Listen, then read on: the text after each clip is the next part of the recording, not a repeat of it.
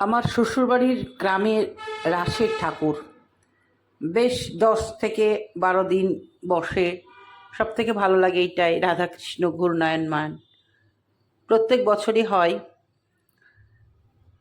সকলে এই রাসকে কেন্দ্র করে একটা আনন্দের মধ্যে দিন কাটাই। সন্ধ্যা লাগলেই সকলে মেলাতে যায়। বিভিন্ন ধরনের দোকান বসেছে, কোনোটা 6 টাকা, কোনোটা 10 টাকা, কোনোটা 20 টাকা। ভীষণই ভালো লাগে দেখতে দর্শক বন্ধু। আমরাও ঘুরে ঘুরে মেলাতে জিনিস কিনেছি, খাবার খেয়েছি। গ্রামে অনুষ্ঠান খুব কম হয়, তবে যে অনুষ্ঠানগুলো হয় সকলে বেশ সুন্দর করে আনন্দ করে দিন কাটায়। আমাদের এই রাস উৎসবটা বিগত কয়েক বছর ধরে হচ্ছে। সকলকে রাসের শুভেচ্ছা। গ্রামের মধ্যে বিশেষ বিশেষ উৎসবগুলো একটি করেই হয়, ভীষণই ভালো লাগে। যেমন রাস উৎসব এক জায়গাতেই হয়, দুর্গাপূজা আমাদের গ্রামে এক জায়গাতেই হয়, মানে বারোয়ারি মণ্ডপ। আর আশেপাশে গ্রামে অনেকগুলোই হয়। সকলে এক জায়গায় গিয়ে কেনাকাটা, খাওয়া দাওয়া ভীষণ ভালো লাগে। এই দোকান পাশারগুলো তো বসেছে, তাছাড়াও খাবার দোকান, বিশেষ করে ফুচকা, এগরোল, জিলিপি সব ছিল।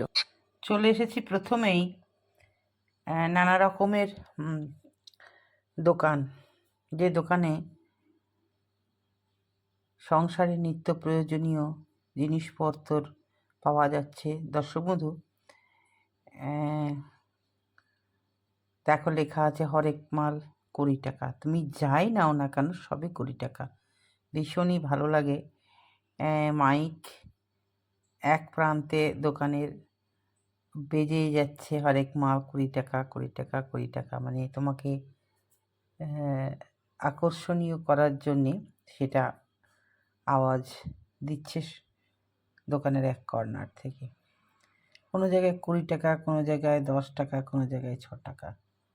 তো আমার মনে হয় যে মেলা খেলায় যে জিনিসগুলো পাওয়া যায় সেগুলো নিতান্তই আলাদাভাবে তৈরি, একটু পলকা। হ্যাঁ, তবে যেগুলো কম দাম সেগুলো সত্যি কম দাম, সেগুলো লাস্টিং করবে না। কিন্তু যেগুলো দাম বেশি সেগুলো ভালো, খারাপ লাগেনি। ভালোই ঘুরে ঘুরে সব দেখেছিলাম। আমার নাতি নাতনির জন্য তো কেনা হয়েছে একটা এরোপ্লেন আর একটা নাতনির খেলনা। আর কিছুই না। এইসব দোকান টোকান বাচ্চাদের ভালো লাগে, তারা ঘুরে ঘুরে জিনিস কিনবে, সেটাই ওদের আনন্দ।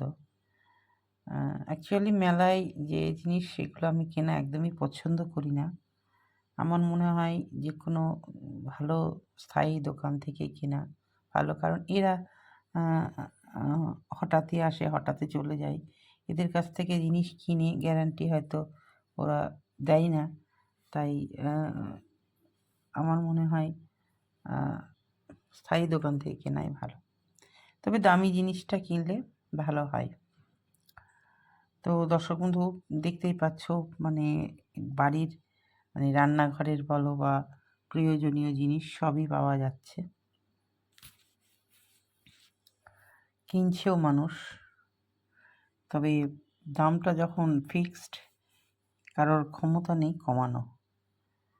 যতই বলুক কমবে না। সেই 6 টাকা তো 6 টাকা, 20 টাকা তো 20 টাকা, 10 টাকা তো 50 টাকা। আমি একবার যাচাই করে বললাম যে এটা এতগুলো নেবো, এই দেবে? বললো না। তার মানে তখন বুঝলাম ওরা ডিটারমাইন্ড, যে দামটা দেবে সেটাই, তার থেকে কমবে না। এটাই ভালো লাগলো যে যতগুলো দোকান আছে তার মধ্যে ইউনিটি আছে। তারা যা দাম ধার্য করেছে সেইটাই, তার কমে কিন্তু পাওয়া যাবে না। অনেকগুলোই দোকান বসেছে এখানে, যা নেবে 6 টাকা।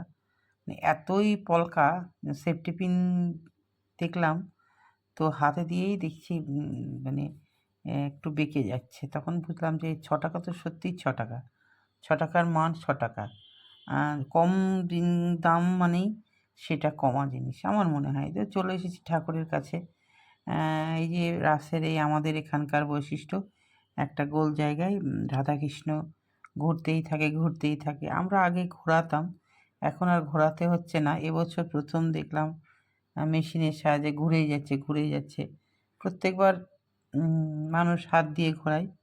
তো এবার দেখছি মেশিনের সাহায্যে ঘোরাচ্ছে, বেশ ভালো লাগছে দর্শক বন্ধু। আর এই হচ্ছে রাধাকৃষ্ণ। হরে কৃষ্ণ ঠাকুর সকলের ভালো করো। আর বাদামের দোকান, তার সঙ্গে জিলিপি, তারপরে এগরোল, চাউমিন, তাপসীদের দোকান। আমরা তো প্রত্যেক বছরই এই হচ্ছে স্পেশাল ফুচকা, এটা না হলে চলে না। কত রাত্রে আমি মোটামুটি 10টার মধ্যে গেছি, তখনও দেখছি মানুষ খাচ্ছে ফুচকা। মানে ফুচকা জিনিসটা এমনই মুখরোচক, সবসময় খাওয়া যায়, তবে আমি খাইনি।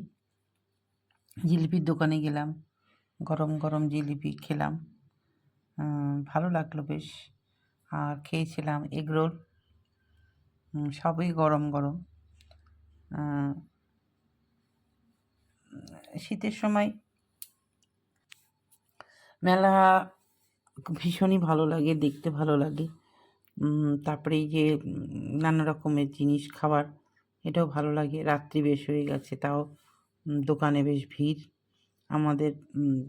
আমার একদম শ্বশুরবাড়ির কাছেই, কিছুটা দূর।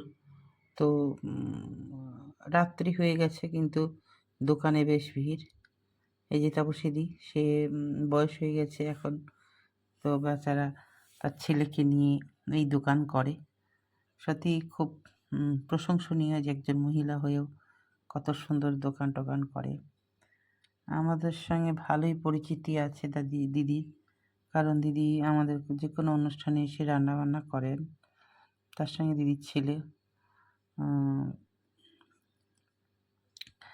সব রকমই এখানে পাওয়া যাচ্ছে। আমার তো এই দোকান পাশারে খাবার দাবার খুব একটা রুচিতে লাগে না, মানে, কিন্তু আমার হাজব্যান্ড আমাকে রিকোয়েস্ট করলো যে একটু খাও, তাই খাচ্ছি। না খেলে আবার উনি ভাববেন, উনি একটা লজ্জায় পড়ে যাবে, তাই খেতে হলো। তবে একটু এগরোলটা একটু মোটা মোটা করে, যেমন কলকাতার সাইডে যে আমরা এগরোলটা খাই একটু আলাদা ধরনের। কিছু করার নেই। আসি, দেখা হবে পরের ভিডিওতে। নতুন বন্ধুর প্রতি তো আবদার রইল, চ্যানেলটাকে সাবস্ক্রাইব করে পাশে থাকবে। হবি অফ সুলেখা ব্লগ মানেই হচ্ছে সুলেখার পারিবারিক পারিপার্শ্বিক সব কিছু নিয়ে। সাথে থাকো, তাহলে আমিও থাকবো।